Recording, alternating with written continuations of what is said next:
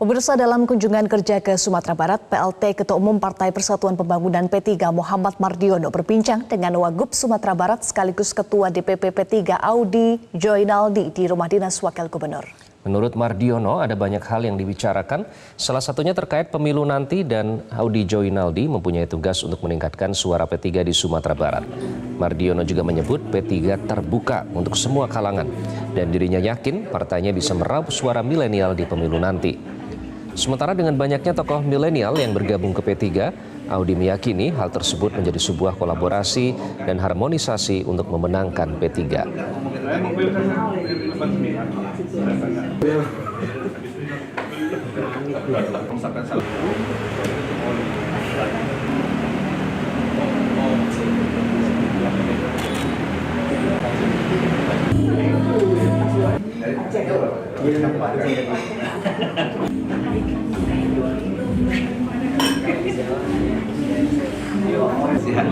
Kalau saya berbohong kan tinggal telepon betul nggak ngomongin saya mobil kan